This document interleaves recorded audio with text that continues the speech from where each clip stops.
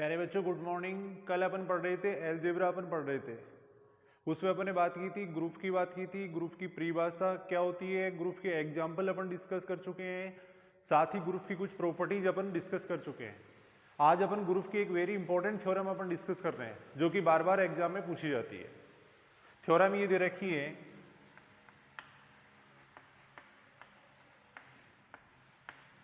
यदि ए तथा बी किसी ग्रुप जी स्टार के अवयव हो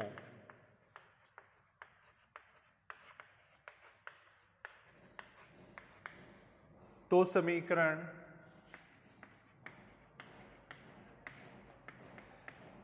ए स्टार एक्स बराबर बी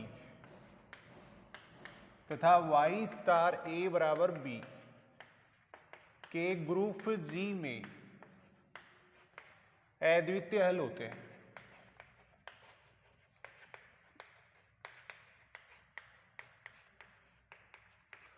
प्यारे बच्चों इस थ्योरम का मतलब क्या है, जैसे मान लो ए और बी किसी ग्रुप जी के दो अवयव है, तो अपने को सिद्ध करके बताना है कि यदि इस समीकरण को सोल्व करें तो इसका जो सॉल्यूशन आएगा वो क्या आएगा, यूनिक आएगा और वो ग्रुप जी के अंदर एग्जिस्ट करेगा।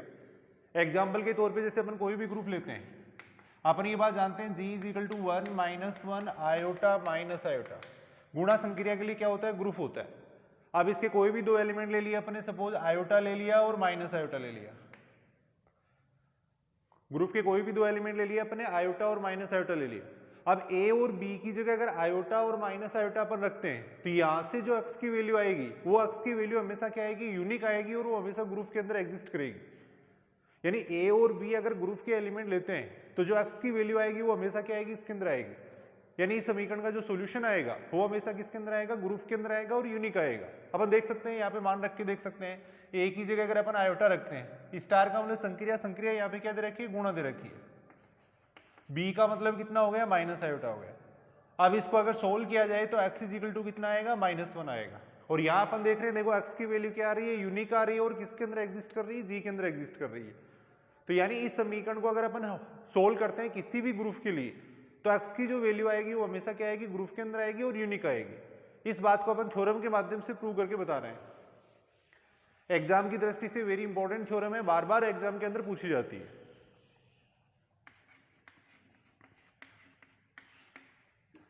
यहां आपने को ये दे रखा है कि जी स्टार ग्रुप है,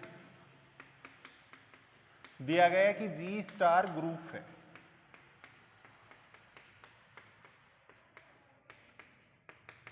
तथा ए और बी क्या दे रखे हैं, जी के एलिमेंट दे रखे हैं। अब इस समीकरण को अपन सोल्व कर रहे हैं, समीकरण लेके चल रहे हैं A star X is equal to B. इसको अपन सोल्व कर रहे हैं। सोल्व करने का मतलब यहां से अपने को एक्स की वैल्यू निकालनी है और एक्स की वैल्यू निकालने के लिए यहां से अपने को ए को हटाना होगा। अब ए को कैसे हटा सकते हैं, यदि इसकी ए के इनवर्स से इसकी कंपोजिशन करवा दें तब यहां से ए हट जाएगा। तो दोनों तरफ अपन ए इनवर्स से पूर्व संक्रिया करवा रहे हैं। इस समीकरण को दोनों तरफ अपन ए इनवर्स से संक्रिया करवा रहे हैं, ए इनवर्स से पूर्व संक्रिया करवा रहे हैं। ए इनवर्स से पूर्व संक्रिया करवाने पर साथ में ये लैंग्वेज भी इसके अंदर लिखनी चाहिए।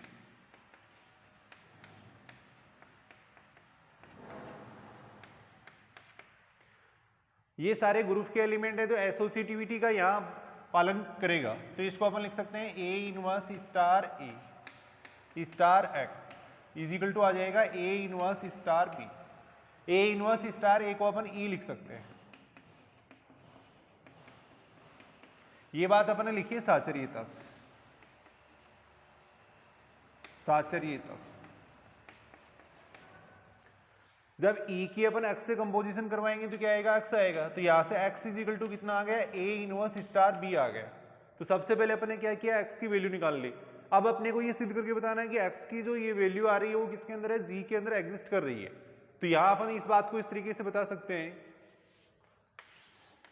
ए अगर जी का एलिमेंट है तो ए इनवर्स भी क्या होगा, जी का एलिमेंट होगा, और बी भी क्या है, जी का एलिमेंट है।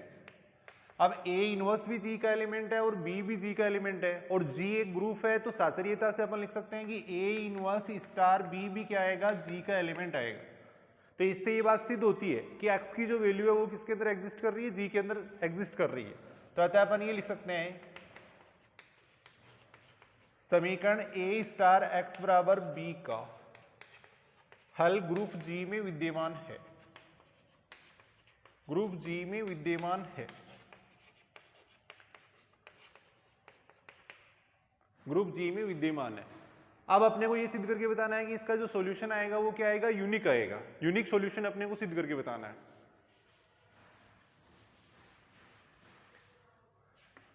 तो यहां लिखेंगे यूनिकनेस। अपन क्या करेंगे कि इसके दो सॉल्यूशन मान लेंगे, लेकिन दो सॉल्यूशन मानने से क्या आएगा, कॉन्ट्राडिक्शन आएगा। तो माना समीकरण a स्टार x बराबर b के दो हल x1 व x2 हैं। दो हल मान लिए x1 व x2। अब x1 व x2 इसके हल है, इसका मतलब इसको संतुष्ट करेंगे। तो यहां से a स्टार x1 बराबर b आ जाएगा, a स्टार x2 बराबर b आ जाएगा, ये आ जाएगा। आपने ये माना है कि समीकरण a स्टार x बराबर b के दो हल x1 व x2 है, तो x1 व x2 इस समीकरण को सेटिस्फाई करेंगे। अब यहां से अपन देख रहे हैं a स्टार x1 बराबर b आ रहा है, a स्टार x2 बराबर b आ रहा है। तो अतः अपन लिख सकते हैं a star x1 is equal to आ जाएगा a स्टार x2, ये लिख सकते हैं। अब यहां से अपन क्या कर सकते हैं, लेफ्ट कंसोलेशन लो वो लगा सकते हैं, या अपन ऐसे कर सकते हैं कि a इनवर्स से दोनों तरफ इसकी संक्रिया करवा देंगे। तो यहां से a हट जाएगा, तो यानी ये आ जाएगा x1 बराबर x2 आ जाएगा। a से a को काटा जा सकता है, लेफ्ट कंसोलेशन लो, वाम निरसन नियम से अपन ये बात कह सकते हैं।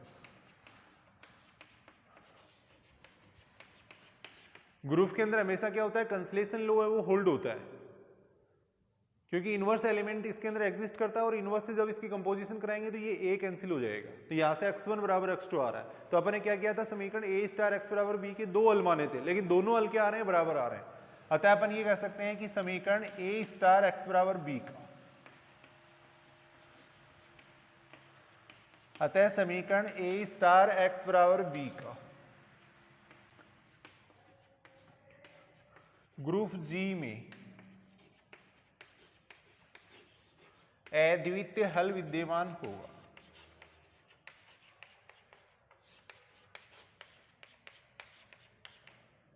अतः समीकरण a स्टार x बराबर b का ग्रुप g में अद्वितीय हल विद्यमान होगा, ये अपने को सिद्ध करना था।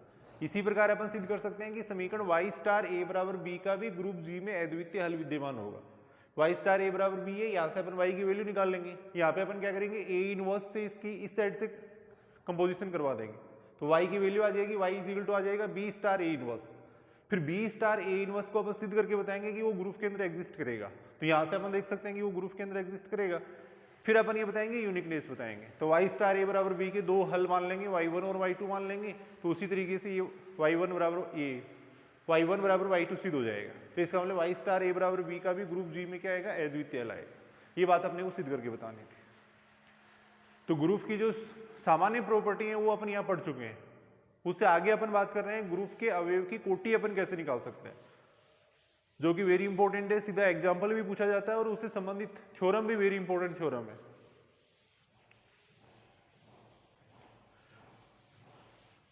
उससे पहले अपन बात कर रहे हैं अवयव की पूर्णांक घात, integral power of an element, अवयव की पूर्णांक घात।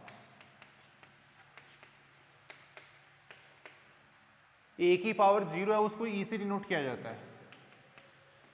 a की पावर 0 को e से डिनोट किया जाता है। a स्क्वायर का मतलब होता है a की a से कंपोजिशन, यानी a से a की दो बार संक्रिया। कहीं भी अगर a स्क्वायर लिखा हुआ है, इसका मतलब a की a से दो बार संक्रिया करवाई गई है। a क्यूब का मतलब होता है a की a से तीन बार संक्रिया। a की पावर n का मतलब होता है a की a से n बार कंपोजिशन, n बार संक्रिया। अगर a-2 लिखा हुआ है तो इसका मतलब है a इनवर्स की a इनवर्स से संक्रिया। वो a-n है तो इसका मतलब a इनवर्स की a इनवर्स से n बार संक्रिया। इसका मतलब है n बार संक्रिया। a-n का मतलब हो जाएगा a इनवर्स की a इनवर्स से n बार संक्रिया। अगर संक्रिया प्लस हो, अगर संक्रिया प्लस हो तब a की पावर n को अपन ऐसे भी लिख सकते हैं a प्लस n बार, और a प्लस n बार करेंगे तो इसका मतलब हो जाएगा n डॉट a। तो जब संक्रिया प्लस होती है तो a की पावर n को n डॉट a से भी पढ़ा जाता है। अब अपन बात कर रहे हैं ग्रुप में किसी भी अवयव की अपन कोटि कैसे निकाल सकते हैं, ऑर्डर ऑफ एन एलिमेंट, जो कि वेरी इंपॉर्टेंट कंसेप्ट है, और आगे जो साइक्लिक ग्रुप अपन पढ़ेंगे वहां भी ये काम आएगा। अवयव की कोटि, ऑर्डर ऑफ एन एलिमेंट,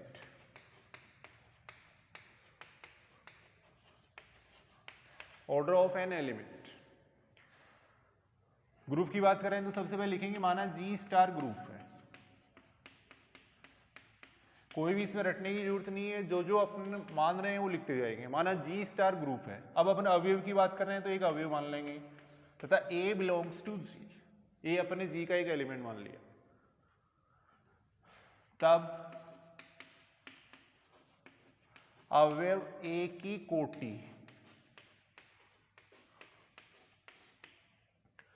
अवयव A की कोटि n कहलाती है।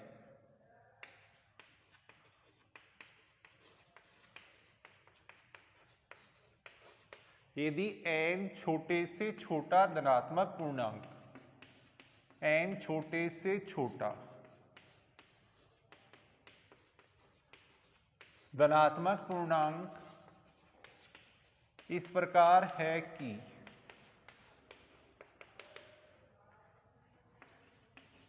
a की power n is equal to E, जहां e क्या होता है, तत्समक अवयव होता है, जहां e क्या है, तत्समक अवयव।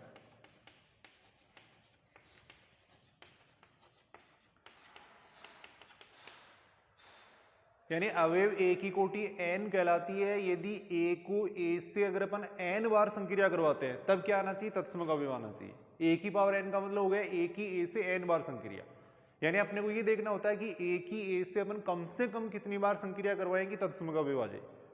वो जो संख्या है वो क्या कहलाती है, अवयव की कोटि कहलाती है। इसे ऑर्डर ऑफ a बराबर n से व्यक्त करते हैं, इसे ऑर्डर ऑफ a बराबर n से व्यक्त करते हैं। यदि ऐसा n एग्जिस्ट नहीं करता है तो उस अवयव की कोटि क्या कहलाती है, अनंत कहलाती है। यदि ऐसे n का अस्तित्व नहीं है, ऐसा अपने को छोटे से छोटा धनात्मक पूर्णांक नहीं मिलता है, तो उस अवयव की कोटि क्या कहलाती है, अनंत कहलाती है। तत्समक अवयव की कोटि सदैव क्या होती है, एक होती है। तत्समक अवयव की कोटि सदैव एक होती है क्योंकि e की पावर 1 इज इक्वल टू ई आ जाता है। भाई e की कम से कम अपन पावर 1 करेंगे तभी क्या आ जाएगा, तत्समक अवयव आ जाएगा। तो तत्समक अवयव की कोटि सदैव क्या होती है, 1 होती है। और ग्रुप के अंदर केवल तत्समक अवयव ही ऐसा अवयव होता है जिसकी कोटि क्या होती है, एक होती है। ग्रुप के अंदर तत्समक अवयव ही एक ऐसा अवयव होता है जिसकी कोटि क्या होती है, एक होती है। तो एक बार अपन दोबारा बात कर रहे हैं, G स्टार ग्रुप है, A G का एलिमेंट है, तब अवयव A की कोटि n कहलाती है यदि n छोटे से छोटा धनात्मक पूर्णांक इस प्रकार है कि A की A से n बार संक्रिया करवाने पे तत्समक अवयव आता है। यानी अपने को ये देखना है कि A की A से कम कितनी बार संक्रिया करवाएंगे तत्समक अवयव आ जाए। वो जो संख्या है वो क्या कहलाती है, अवयव की कोटि कहलाती है। इसे ऑर्डर ऑफ A बराबर n से व्यक्त करते हैं। कुछ एग्जाम्पल अपन करके देख रहे हैं। अपन ये बात जानते हैं कि G is equal to 1 minus 1 iota minus iota. एक ग्रुप होता है, गुणा संक्रिया के लिए ग्रुप होता है, संक्रिया होती है गुणा। अब अपन ये बात जानते हैं, अब अपने को यहाँ प्रत्येक अवयव की कोटि निकालनी है, और अपन ये बात जानते हैं कि तत्समक अवयव की कोटि हमेशा क्या होती है, एक होती है। तो तत्समक अवयव गुणा संक्रिया के लिए तत्समक अवयव एक हो जाएगा। यहाँ अपन देख रहे हैं तत्समक अवयव क्या है, एक है। और तत्समक अवयव की कोटि कितनी होती है, एक होती है। तो ऑर्डर ऑफ 1 कितना हो जाएगा, 1 हो जाएगा। अब अपने को -1 की कोटि निकालनी है, तो अपने को ये देखना है कि -1 को -1 से कितनी बार संक्रिया करवाएंगे तत्समक अवयव आ जाए। तो -1 को -1 से संक्रिया कौन सी करवानी है, जिस संक्रिया के लिए ग्रुप है वही संक्रिया करवानी है। तो यहाँ अपन देख रहे हैं -1 को -1 से एक बार संक्रिया करवाएंगे तब क्या आएगा, तत्समक अवयव आएगा। इसको अपन लिख सकते हैं -1 का स्क्वायर इज इक्वल टू 1 लिख सकते हैं, और इसका मतलब कितना हो जाएगा, ऑर्डर ऑफ -1 कितना हो जाएगा, 2 हो जाएगा।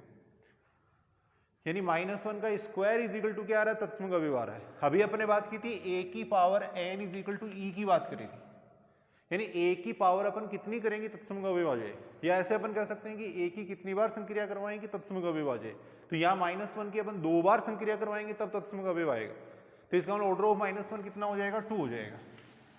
ऐसे आयोटा की आयोटा से कितनी बार संक्रिया करवाएंगे तत्सम अवयव आ जाए, तो आयोटा की आयोटा से संक्रिया करवाएंगे -1 आएगा, फिर करवाएंगे माइनस आयोटा आएगा, फिर करवाएंगे तो 1 आएगा। तो इसका मतलब आयोटा की पावर 4 बराबर कितना हो जाएगा, 1। तो यहां से आएगा ऑर्डर ऑफ आयोटा बराबर कितना हो जाएगा, 4 हो जाएगा। ऑर्डर ऑफ आयोटा बराबर कितना हो जाएगा, 4, यानी आयोटा की कोटि कितनी हो जाएगी, 4। ऐसे ही माइनस आयोटा की माइनस आयोटा से कितनी बार संक्रिया करवाएंगे तत्सम अवयव आ जाए।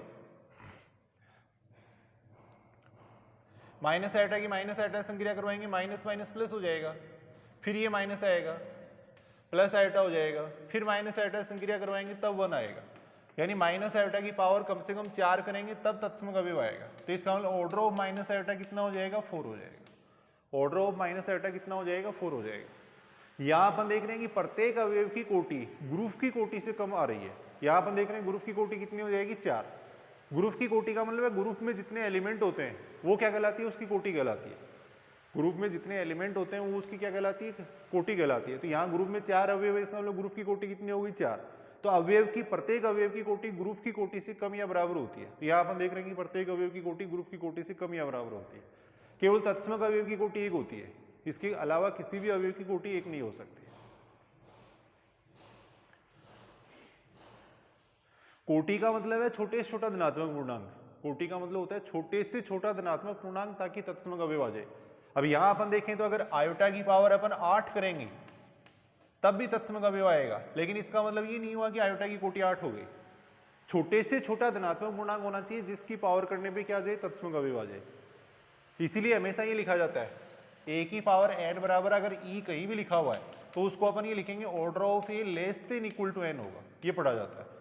क्योंकि a की पावर n बराबर e का मतलब ये नहीं होगा कि ऑर्डर ऑफ a बराबर n हो गया। यहाँ अपन देख रहे हैं आयोटा की पावर 8 करने पर भी 1 आ रहा है, तो इसको अपन ऐसे लिखेंगे order of iota less than equal to 8 लिखेंगे।